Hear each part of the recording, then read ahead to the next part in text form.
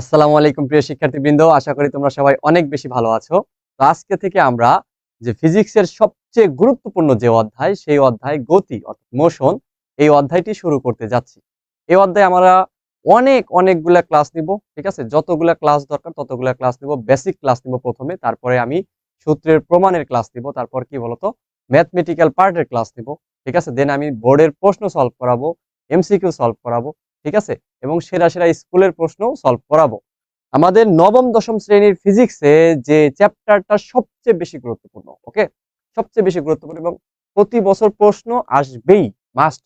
শুধু একটা না, একাধিক প্রশ্ন আসে এবং সবচেয়ে বেশি কঠিন যদি লাগে এই চ্যাপ্টারটা লাগবে। এবং তুমি যদি এই চ্যাপ্টারটি ভালোভাবে বুঝতে পারো তাহলে ফিজিক্স তোমার কাছে অনেকটাই সহজ হয়ে যাবে। এজন্য প্রত্যেকটা ক্লাস মনোযোগ সহকারে এবং ধারাবাহিকভাবে এই অধ্যায়ের ক্লাসগুলো করতে হবে। একটা লাইন যদি গ্যাপ দাও তুমি দেখবে যে পরবর্তী লাইনটা বুঝতে পারতেছ না, এরকম একটা অধ্যায়।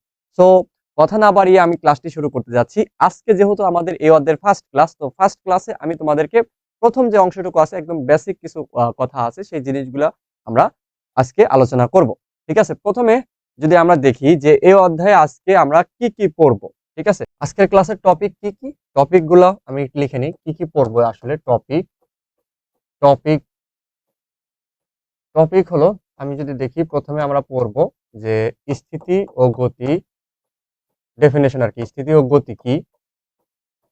তারপর আমরা পড়ব বিভিন্ন প্রকার গতি, বিভিন্ন গতির তো বিভিন্ন ধরন আছে তাই না, বিভিন্ন প্রকার গতি। ওকে, আজকে আমরা থিওরিটিক্যাল পড়াবো, হ্যাঁ? আজকে একদম যেহেতু প্রথম ক্লাসে আমরা একটু বেশি চাপ নিব না, একদম জাস্ট প্রথম যে অংশটুকু আছে সেই জিনিসগুলো পড়বো। তারপর পড়বো হলো স্কেলার ও ভেক্টর রাশি, স্কেলার ও ভেক্টর রাশি। আমি তোমাদের ভেক্টর রাশির একটা সুন্দর একটা ছন্দ শেখাবো, যেই ছন্দ পড়লেই তোমার ভেক্টর রাশিগুলো মনে থাকবে। ওকে, এই তিনটা জিনিস আমরা আজকে পড়বো। ওকে, এই তিনটা জিনিস পড়বো। কি কি পড়বো বলতো? স্থিতি ও গতি, বিভিন্ন প্রকার গতি, গতিতে বিভিন্ন প্রকার আছে সেটা পড়বো, এবং স্কেলার ও ভেক্টর রাশি, ঠিক আছে? ডেফিনেশন এবং উদাহরণ, এই জিনিসগুলো আমরা পড়বো। তো প্রথমে যদি আমরা দেখি যে এই স্থিতি অথবা গতি যদি বুঝতে চাই তাহলে আমাকে প্রথমে বুঝতে হবে কি বলতো, প্রথমে বুঝতে হবে প্রসঙ্গ কাঠামো। হ্যাঁ, প্রথমে বুঝতে হবে কি বলতো, প্রসঙ্গ কাঠামো। তো প্রসঙ্গ কাঠামো কি, প্রসঙ্গ কাঠামো জিনিসটা কি আসলে? তো প্রসঙ্গ কাঠামোটা হলো, আমি যদি তোমাকে বলি, প্রসঙ্গ কাঠামো হলো যে এমন একটা কাঠামো যেই কাঠামোর সাপেক্ষে কোনো বিন্দু বা কোনো বস্তুর অবস্থান নির্ণয় করা হয়। বিষয়টা বুঝতে পারলাম না, তাই না? দেখো একটু খেয়াল করে, আমি এখানে আছি, ঠিক আছে? এই যে এই বোর্ডের সাপেক্ষে আমি কি এখানে আছি না? তাহলে এই বোর্ডের সাপেক্ষে দূরত্ব কি, ধরো এই সাইডের সাপেক্ষে, এই সাইডের সাপেক্ষে দূরত্ব, একটা দূরত্ব আছে। আবার এটার সাপেক্ষে দূরত্ব আর এক রকম হবে। তাহলে এই যে আমার দূরত্বটাকে আমি এটা সাপেক্ষে নির্ণয় করলাম না, ঠিক আছে? এখন তুমি আছো কোথায়? ধরো তুমি রাজশাহীতে আছো, ঠিক আছে? তুমি রাজশাহীতে আছো, এই ঢাকার সাপেক্ষে তোমার একটা দূরত্ব আছে না, ঢাকা থেকে একটা দূরত্ব আছে না? তাহলে এই যে আমি যে দূরত্বটা মাপলাম কোন জায়গা থেকে, ঢাকা থেকে একরকম দূরত্ব হবে। আবার তোমার ধরো চট্টগ্রাম থেকে রাজশাহীর দূরত্ব আর এক রকম হবে। ওকে, তো এই যে দূরত্বটা, এটা কি বলতো, একটা সাপেক্ষে নিলাম না? এই যে সাপেক্ষে, ঠিক আছে, এই যে যার সাপেক্ষে, যে কাঠামোর সাপেক্ষে কোন বস্তুর অবস্থান সঠিকভাবে নির্ণয় করা যায় সেই কাঠামোটাকে কি বলে বলতো? আমাদের জড় প্রসঙ্গ কাঠামো বলে। তো এই প্রসঙ্গ কাঠামোর জাস্ট ডেফিনেশন বা সংজ্ঞা আসবে, আমি লিখে দিই তোমাদেরকে, হ্যাঁ? যে কাঠামোর সাপেক্ষে, যে কাঠামোর যে কাঠামোর সাপেক্ষে যে কাঠামোর সাপেক্ষে কোনো বস্তুর কোনো বস্তুর অবস্থান সঠিকভাবে, হ্যাঁ, কিভাবে বলতো, সঠিকভাবে নির্ণয় করা যায়, নির্ণয় করা যায় সে কাঠামোকে সে কাঠামোকে কি বলে বলতো? সে কাঠামোকে প্রসঙ্গ কাঠামো বলে, প্রসঙ্গ কাঠামো কাঠামো বলে। ওকে, সেই কাঠামোকে কি বলে বলতো? সেই প্রসঙ্গ কাঠামোকে সেই কাঠামোকে কি প্রসঙ্গ কাঠামো বলে। ওকে, জাস্ট আমাকে এখানে ক নাম্বার আসবে, ঠিক আছে? প্রসঙ্গ কাঠামো কি, তাহলে প্রসঙ্গ কাঠামো বুঝতে পারছো যে তুমি যার সাপেক্ষে অবস্থান নির্ণয় করতেছো, যে কাঠামোর সাপেক্ষে, এই কাঠামোটা কি হবে বলতো? আমাদের প্রসঙ্গ কাঠামো। ওকে, বুঝতেছো নাকি? ওকে, অর্থাৎ ইংলিশটা হলো রেফারেন্স ফ্রেম। এখন আসো যে আমাদের এই যে প্রসঙ্গ কাঠামোর সাপেক্ষে, দেখো যে প্রসঙ্গ কাঠামো, ধরো এটার সাপেক্ষে, এই যে এটার সাপেক্ষে আমি নির্ণয় করতেছি। এখানে ধরো আমি আছি, ঠিক আছে? এরকম আমি আছি, ওকে, ধরো আমি আছি, যাই হোক কেউ একজন আছে আগাইতে পারি না, আগাইলাম, মানুষ আগাইলাম, ওকে, আবার হাইছো না তোমরা, হ্যাঁ? তো হয়েছে, সুন্দর হয়েছে, ওকে। তাহলে একটু খেয়াল করে দেখো যে এখানে যে এই যে ডিস্টেন্সটা এটার সাপেক্ষে একরকম হবে, আবার আমি যদি আরেকটা দূরত্ব নেই সেটার সাপেক্ষে কি আরেক রকম হবে। তো এই যে এটার সাপেক্ষে যে আমি নির্ণয় করলাম, দেখো আমি এখানে আছি, ঠিক আছে, এখানে আছি।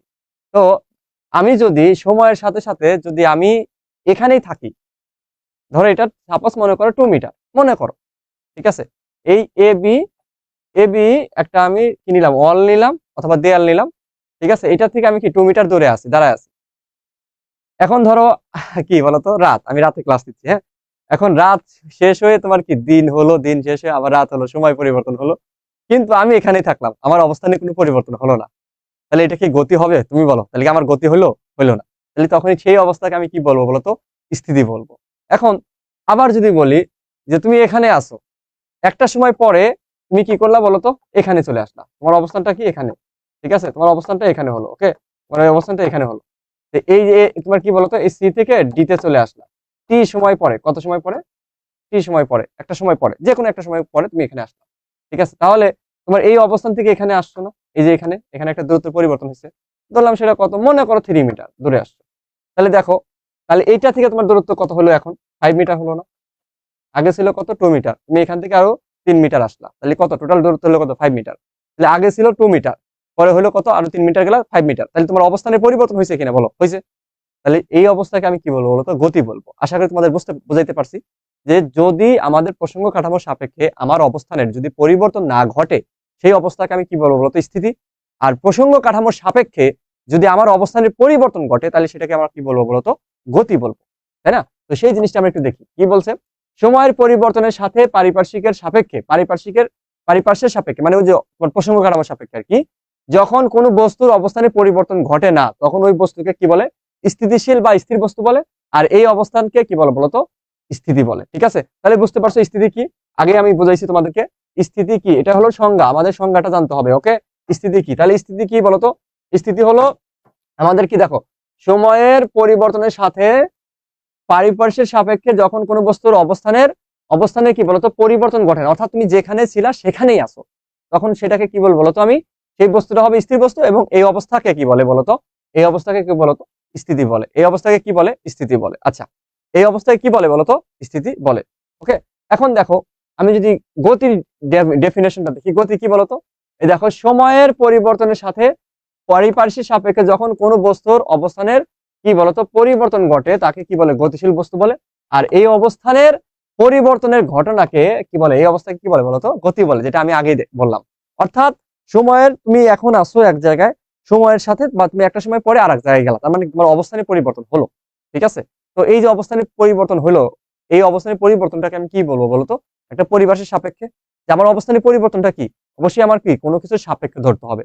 যদি কোনো কিছু সাপেক্ষে না ধরে, তাহলে আমি বুঝতে পারবো যে আমার পরিবর্তন হয়েছে, হয় নাই তো। এখন দেখো যে ধরো, কেন তোমার সাপেক্ষ ধরতে হবে, কারণটা কি, কারণটা হলো আমি তোমাদেরকে বোঝাই। ধরো তুমি এখানে আসো, এখান থেকে কয় মিটার দূরে আসো, মনে করো 2 মিটার দূরে আসো, সাপোজ এখানে আসো, বোঝার চেষ্টা করো। এখন তুমি এখান থেকে তুমি এখানে আসলা, এই জায়গা আসলা, এখন এই জায়গা থেকে তুমি কত 2 মিটার দূরে আসো, তাহলে আমি কি বলবো যে তুমি এখানে ছিলা, পরে তুমি এখানে আসলা, তোমার অবস্থানে কোনো পরিবর্তন হয় নাই। এই এই এই যে এইটা থেকে তোমার ধরো এই এবি ওয়াল থেকে ধরো তুমি এখানে আসো, বোঝার চেষ্টা করো। আবার এখানে ধরো সিডি ওয়াল থেকে তুমি 2 মিটার দূরে এখানে আসো, এটা থেকেও 2 মিটার দূরে আসো এখানে, এখান থেকেও 2 মিটার দূরে আসো এখানে, তাহলে কি আমি বলবো তোমার অবস্থানে পরিবর্তন হয়নি, এটাকে আমি বলবো? অথচ তুমি তো ধরো এখান থেকে এখানে চলে আসছো, ঠিক আছে, তাহলে এখান থেকে অলরেডি ধরো ধরো সাপোজ 3 মিটার আসছো, তার মানে এখান থেকে আসছো কয় মিটার বলো তো, এখান থেকে আসছো 5 মিটার। তাহলে এই যে এইটার সাপেক্ষে তোমার কত হচ্ছে বলো তো, আগে ছিল 2 মিটার আর এখন হচ্ছে 5 মিটার। তাহলে যখন আমার এটার সাপেক্ষে ধরবো, তখন কি তোমার অবস্থানে পরিবর্তন হয়েছে। কিন্তু আমি যদি বলি যে এখান থেকে তুমি 2 মিটার আসো, এখান থেকে 2 মিটার আসো, তাহলে কি আমার হবে? অর্থাৎ তোমার অবস্থানের পরিবর্তনটা অবশ্যই কি বলতো, তোমার একদিক মানে অবশ্যই কোনো কিছু সাপেক্ষে ধরতে হবে। তুমি ধরো এইটা থেকে 2 মিটার নিলাম, আবার এটা থেকে 2 মিটার নিলাম, বললা যে কোনো পরিবর্তন হয় না, তাহলে তো হবে না।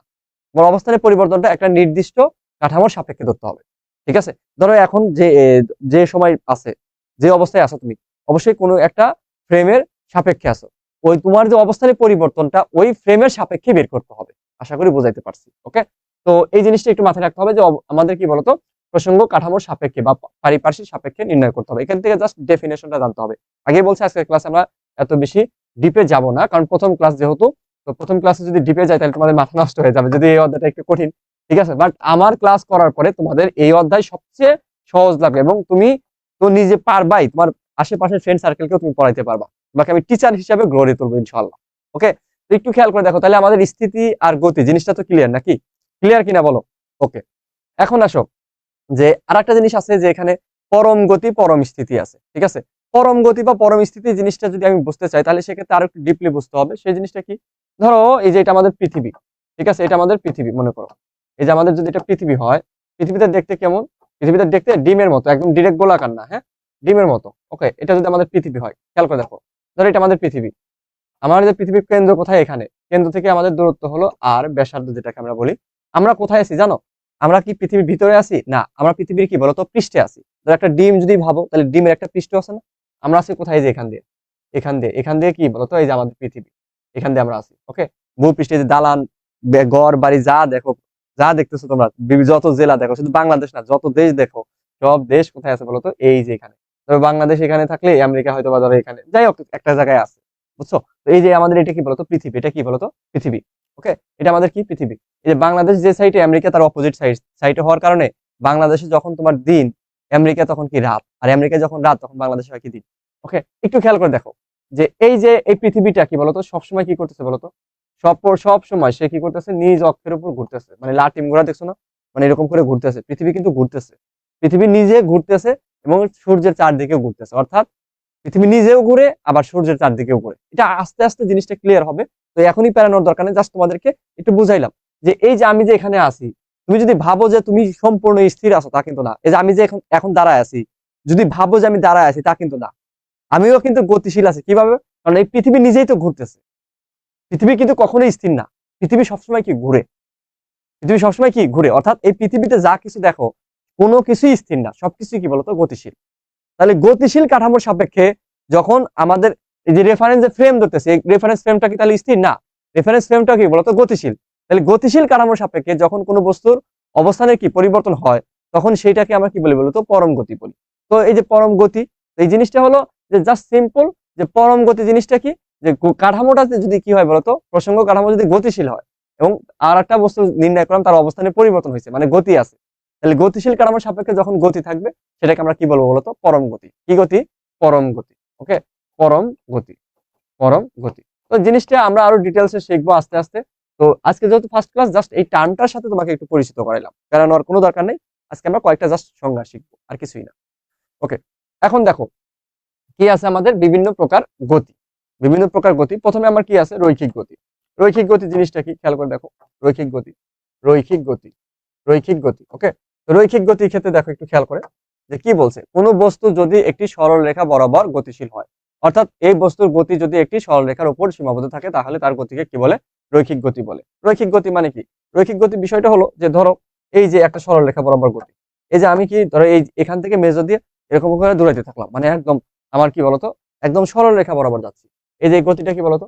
একটা বস্তু এই যে এখানে আছে, একটা বস্তু ধরো এখানে আছে, সে এই বরাবর কি গতিশীল আছে, বেগে ধরো একটা গতিশীল আছে। তো এই যে এটা আমার কি বলতো? রৈখিক গতি। ওকে, একদম সহজ। ঘূর্ণন গতি কি? ঘূর্ণন গতি হলো যে আমাদের কি হবে বলতো, যখন কোনো বস্তু কি হবে, যখন কোনো বস্তু নির্দিষ্ট বিন্দু বা রেখা থেকে বস্তু কণাগুলোর দূরত্ব অপরিবর্তিত রেখে ওই বিন্দু বা রেখাকে কেন্দ্র করে ঘুরে, তখন সে বস্তুর গতিকে ঘূর্ণন গতি বলে। ধরো তুমি একটা সুতায় একটা কোনো কিছু বেঁধে নিয়ে এভাবে ঘুরাইতেছো, এভাবে ঘুরাইতেছো, তাহলে এই গতিটা কি হবে বলতো? আমাদের এই গতিটা কি হবে বলতো? ঘূর্ণন গতি। অথবা তুমি কি করতে পারো, এভাবে যদি ঘুরাও তাহলে সেটাও কি হবে বলতো? ঘূর্ণন গতি। অথবা ওই যে তোমরা যে দেখবা গ্রাম অঞ্চলে কি হয়, লটারি, লটারি দেয় যেরকম করে ঘুরে না, লটারি ঘুরে, তো ওই গতিটাও কি বলতো? ঘূর্ণন গতি।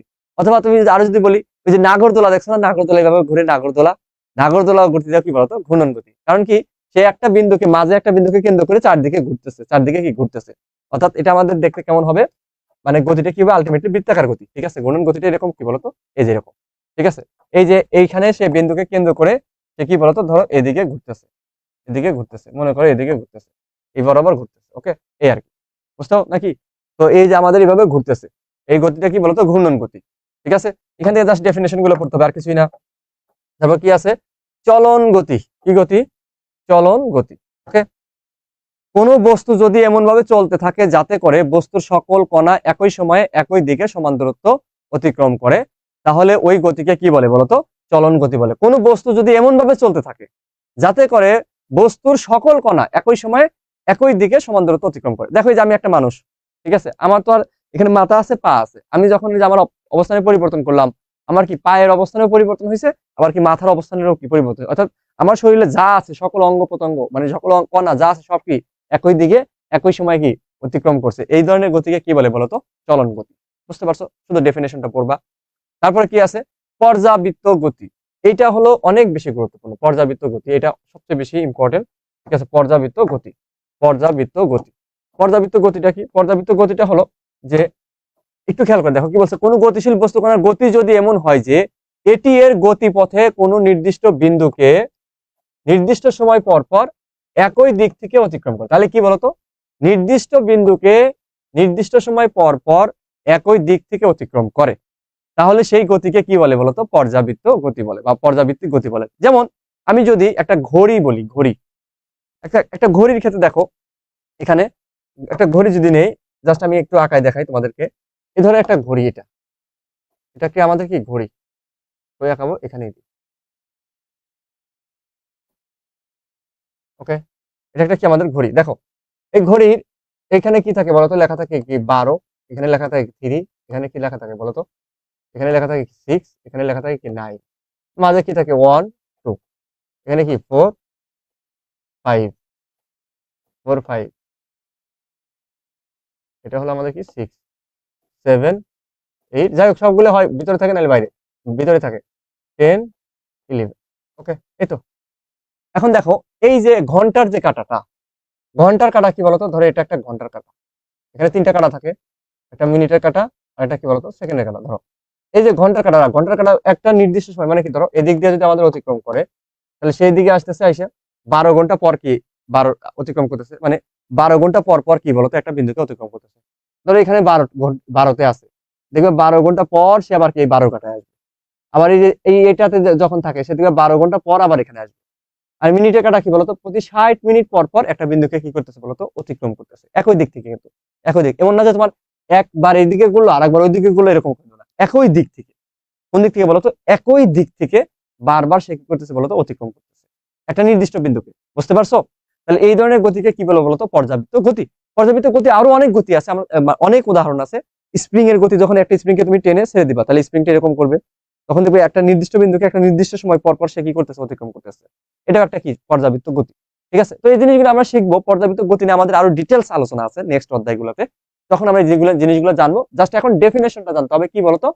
যে কোনো গতিশীল বস্তু কণার গতি যদি এমন হয় যে এটি এর গতিপথে নির্দিষ্ট বিন্দুকে নির্দিষ্ট সময় পর পর একই দিক থেকে, নির্দিষ্ট বিন্দুকে নির্দিষ্ট সময় পর পর একই দিক থেকে, আমার সাথে সাথে বলো, নির্দিষ্ট বিন্দুকে নির্দিষ্ট সময় পর পর একই দিক থেকে অতিক্রম করে, তাহলে সেই গতিকে কি বলবো? পর্যাবৃত্ত গতি বলবো।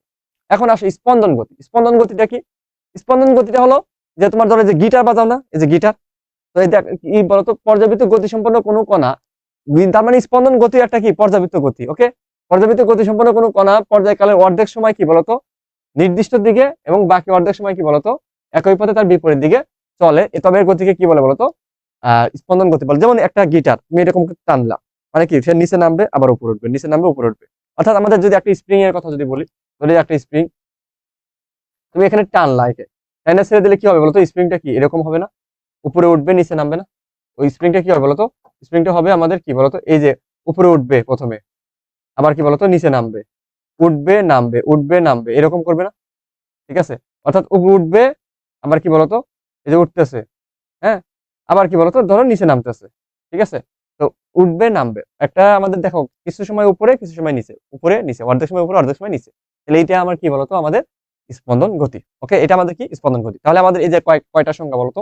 এখানে দেখতে পাচ্ছ তিনটা, আর এখানে আছে কয়টা? আমাদের আরো দুইটা। ঠিক আছে, আরো আমাদের অনেক ধরনের গতি আছে, বাট আমাদের যেহেতু বইয়ে 5টা আছে, তোমাদের বইয়ে যতটুকু আছে ততটুকু আগে পড়ো। আমি তোমাদেরকে এক্সট্রা শেখাবো, কোনো দরকার নাই, কারণ তোমরা এই কোর্সটা তোমাদের কি বলতো একদম তোমাদের এসএসসি পরীক্ষা শেষ হওয়া পর্যন্ত তুমি এই কোর্সে এনরোল থাকবা, কোনো সমস্যা নেই। এবং তোমরা এই কোর্সে করার কারণে তোমাদের যে পরবর্তী যে তোমাদের কলেজ লাইফ, সেখানেও কিন্তু এই টপিকস গুলো আছে এবং সেই টপিকস গুলো একদম পানির মতো লাগবে। আমি তোমাদের এত ডিপ থেকে বোঝাবো ইনশাআল্লাহ। জাস্ট মনোযোগ দিয়ে ক্লাসগুলো করবা। তো দেখো, এখন আসে আমাদের কি, এই যে রাশি। আমরা জানি যে রাশি কি, সেটা আমাদের প্রথম অধ্যায়ে আমরা পড়ছি, মানে পরিমাপে আমরা পড়ছি। ভৌত জগতে যা কিছু পরিমাপ করা যায় সেগুলোই কি আমাদের রাশি। ঠিক আছে, সেগুলোই কি বলতো আমাদের রাশি। এখন একটু খেয়াল করে দেখো যে এখানে আমরা জানি যে দিকের উপর নির্ভর করে রাশির প্রকারভেদ পড়ছিলাম না, তখন কিন্তু আমরা এই জিনিসগুলো পড়ছিলাম। তো আবার একটু তোমাদেরকে একটু মনে করায় দেই, যেহেতু এই অধ্যায়ও আছে এই জন্য একটু মনে করাই দাও। এটা কিন্তু আমরা আগেই পড়ছি, ঠিক আছে, ওইখানে আমরা পড়ছি। ওকে, ওখানে কিন্তু আমরা পড়ে ফেলছি যে রাশি। তারপরে দেখো যে আমাদের প্রথমে কি আছে, রাশি দিকের উপর নির্ভর করে দুই প্রকার। ঠিক আছে, ভৌত জগতে যা কিছু পরিমাপ করা যায় সেটা হলো রাশি। দিকের উপর নির্ভর করে রাশি দুই প্রকার, একটা স্কেলার রাশি আর একটা কি বলতো ভেক্টর রাশি। একটা স্কেলার রাশি আর একটা কি ভেক্টর রাশি। স্কেলার রাশি কি, যে সকল রাশিকে প্রকাশ করার জন্য শুধু কি মান লাগে, শুধুমাত্র কি লাগে বলতো, শুধু মান লাগে। ঠিক আছে, শুধু কি লাগে, শুধু মান। ঠিক আছে, এখানে অন্য কিছু কিছু দরকার নাই, দিকে নাই। সেগুলোকে আমাদের কি বলে বলতো, স্কেলার রাশি বলে।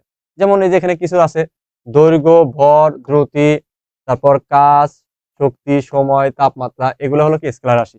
এই সচরাচর এই উদাহরণগুলো কি স্কেলার রাশি। ওকে, আবার যে সকল রাশিকে সম্পূর্ণরূপে প্রকাশ করার জন্য কি লাগে বলতো, মান ও দিক। মানও লাগতেছে, দিকও লাগতেছে। ঠিক আছে, দিকটা বলে দিতে হবে যে ওই দিকে। ঠিক আছে, তো সেটা হবে কি বলতো আমাদের ভেক্টর রাশি। তাহলে শুধুমাত্র মান লাগলে কি বলতো স্কেলার, আর মান ও দিক দুইটা লাগলে কি হবে বলতো ভেক্টর।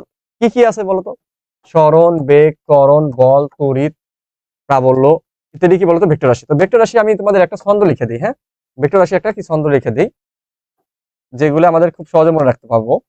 ভবে সব প্রিয়, নাটক কম করো প্রিয়, ওইটা না, প্রিয় তম ভাসে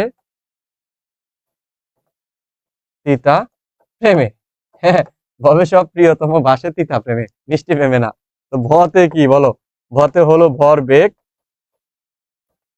এই ভতে কি বেগ, শতে কি সরণ, বতে কি বল, এই পিতে কি এটা কি বলতো প্রাবল্য, ওতে কি ওজন, ততে কি বলতো, ততে হলো ত্বরণ, মতে কি মন্দন। ওকে, এই ভতে কি বলতো ভ্রামক। জাস্ট জেনে রাখো, এগুলো কলেজে আছে। হ্যাঁ, এই শতে কি বলতো সান্দ্রতা,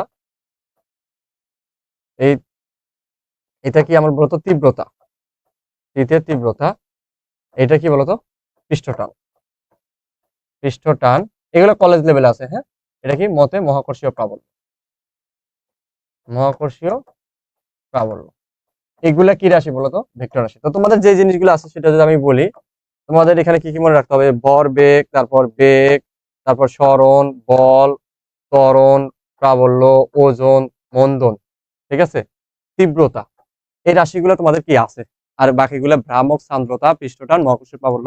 মহাকর্ষীয় প্রাবল্য হালকা আছে, আর বাকিগুলো তোমাদের কি বলতো কলেজ লেভেলে আছে। যাই হোক, এই যে এগুলো তুমি জেনে রাখলা যে এগুলো হলো ভেক্টর রাশি। তোমরা হয়তো ভুলে যেতে পারো যে কোনগুলো ভেক্টর রাশি কোনগুলো স্কেলার রাশি, তাহলে এই ছন্দটা মনে রাখলেই কিন্তু খুব সহজে মনে রাখতে পারবা। কেন মনে রাখতে হবে, কারণ এখান থেকে এমসিকিউ আসবেই। ঠিক আছে, এই জন্য কি করতে হবে, একটু কষ্ট করে আমাদের মনে রাখতে হবে। ওকে, মনে রাখতে পারবা তো নাকি, মনে রাখতেই হবে, কিছুই করার নাই, কষ্ট হলে মনে রাখতে হবে। এখন দেখো যে ভেক্টর রাশি ও স্কেলার রাশির মধ্যে আমাদের কি বলতো, যে উদাহরণ যদি আমি বলি, বিভিন্ন ধরনের উদাহরণ। তো স্কেলার ও ভেক্টর রাশি দেখো, একটু খেয়াল করে এখানে কি আছে, দূরত্ব। দূরত্বকে আমরা কি ডি দ্বারা প্রকাশ করি, দ্রুতিকে ভি দ্বারা প্রকাশ করি, সময়কে টি দ্বারা প্রকাশ করি, শক্তিকে কি দ্বারা প্রকাশ করি। হ্যাঁ, এগুলো হলো স্কেলার রাশি, বিভিন্ন ধরনের স্কেলার রাশি। আর এগুলো কি বলতো বিভিন্ন ধরনের ভেক্টর রাশি, সরণ, বেগ, বল, ত্বরণ। আমি এগুলো দ্রুত কেন বললাম, কারণ এইগুলো আবার ডিটেলস আলোচনা করবো এর পরবর্তী লেকচারেই। আমরা কি করব, পরবর্তী লেকচারেই পড়বো ইনশাল্লাহ দূরত্ব, সরণ, দ্রুতি আর বেগ এবং ত্বরণ। ঠিক আছে, এই জিনিসগুলো আমি কি পরবর্তী ক্লাসে আলোচনা করব। ঠিক আছে, দেখো এখানে জাস্ট আমাদের এই স্কেলার গুলোর কোনো দিক নাই, কিন্তু এখানে কি বলতো দিক উল্লেখ আছে, এতটুকুই জাস্ট দেখাইছে। ঠিক আছে, তো আজকের ক্লাসটি এ পর্যন্তই। তোমরা যারা এখানে অ্যাডমিট হয়েছো অবশ্যই তোমরা কি করবা বলতো, তোমাদের ফ্রেন্ড সার্কেল যারা আছে তাদেরকে অবশ্যই আমার এই যে এসএসসি ফিজিক্স প্রিমিয়াম ব্যাচ, এই এসএসসি ফিজিক্স প্রিমিয়াম ব্যাচের কথা কিন্তু বলবা। ঠিক আছে, তো অবশ্যই তোমরা কি করবা, মনোযোগ দিয়ে ক্লাসগুলো করবা। তোমাদের সাথে ইনশাআল্লাহ নেক্সট ক্লাসে আবার দেখা হবে। আল্লাহ হাফেজ।